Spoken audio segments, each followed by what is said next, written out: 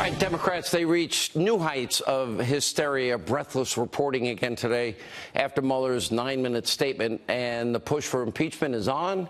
Like I said earlier today, go right ahead. Joining us now with reaction. Get this, you see this book? It is now, for 2 weeks in running, the #1 book on all of Amazon.com, and a special congratulations to the great one, Mark Levin, because his book debuts #1 on the New York Times bestseller list. Yeah, beating out Howard Stern and other, known authors.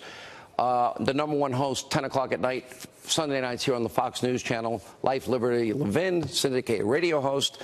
You know, Mark, this is in your wheelhouse. You were the first person to tell me about Justice Department guidelines as it relates to a sitting president, but it wasn't relevant in this case at all, as the Attorney General Barr told us at the time. You know, I watched Mueller today. You know what crossed my mind, Sean? He sounds quite feeble, and I'm quite serious about this. And I'll explain why that matters.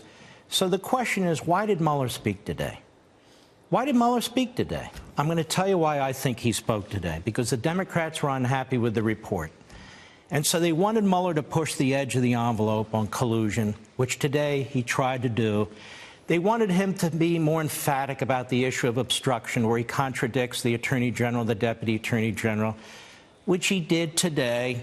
They have the narrative that they want, and that's why now Nadler really doesn't want to call him to testify. They have their narrative. Now let me ask you a question. Why doesn't Mueller want to testify? The reason's simple. There's 1,001 questions to ask this man, from who he hired, why he hired them, why he ignored Hillary Clinton, the dossier, the real Russians. Here's a man today who said he's not going to pass judgment, I wrote this down, on the Russians who were indicted, their guilt or innocence. But he passes judgment on the President of the United States and his guilt and innocence. It is such a huge abomination. I think this whole thing was orchestrated. I think he didn't want to testify. I think Nadler said, give us some of the information we want in terms of propaganda. He gives them the propaganda. It's interesting. He says, I'm not going to answer the press, and I'm not going to talk to Congress. Is this the same guy who demanded that the President of the United States sit down for an interview on obstruction? I want to get into a few questions I have, Sean. I want to challenge some of Mueller's premises today, which is one of the reasons he doesn't want to be questioned. Did Mueller say he had evidence of a crime that met the probable cause standard but could not indict? He never says that. He doesn't say it today. It's not in his report. He doesn't say he has probable cause, ever. Number two, did he say we had to question the president about obstruction and therefore found others who had actually obstructed and charged them? No.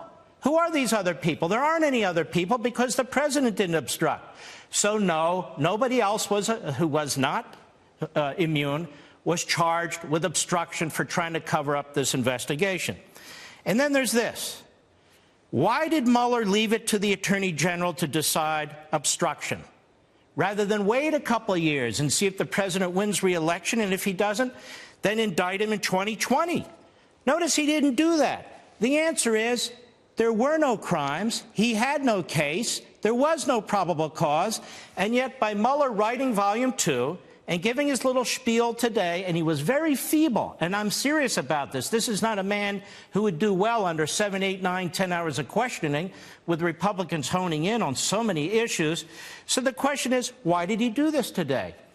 Why did he do this today? Listen to the Democrats today. They're thrilled with this man. They were not thrilled with him yesterday. They're thrilled with him today because they think, and they're wrong, that he delivered them new information. The problem with the media is this. I just went through some basic lawyering. Does he mention that he could have charged because he had probable cause? No, he didn't. Who are these other people who obstructed justice that they were interested in with the president? There weren't any. There wasn't any. Why didn't he wait a couple of years? What's he in a hurry for now? Nobody bothers him. He's noble. He's better than everybody else. Rather than toss it to the Attorney General. Why didn't he wait a few years? Well, because he didn't have anything. I want to remind Mr. Mueller of something that a first-year law student knows. The Fifth Amendment. It's called due process. The Sixth Amendment. It's called a right to a jury trial.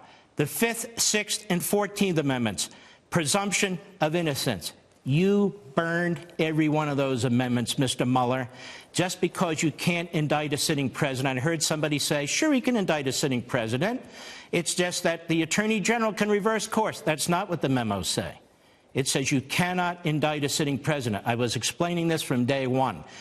That's why I never understood this obstruction investigation. I never understood the appointment of a special counsel where you don't have any predicate crime. This whole damn thing has been a setup against this president, and it's still Republicans. You drag this man in front of the House Judiciary Committee if you can. You demand it every time, and you question him. Lindsey Graham, you're chairman of the Senate Judiciary Committee. You get him in front of your committee, and you question him, and you ask him the questions. Who's behind this report? Why did he write this report? Has he been communicating with the Democrats on Capitol Hill?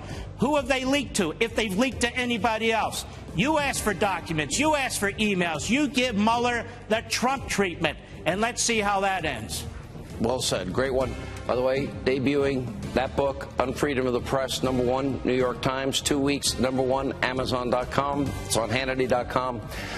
And the reason your books do so well is the research and substance. It is exhaustive research. Well done, Mark. Thank you. The truth shall set you free. Amen. Thank you, Life, Liberty, Levin, Sunday nights, the #1 show, 10 p.m. on cable, right here on Fox.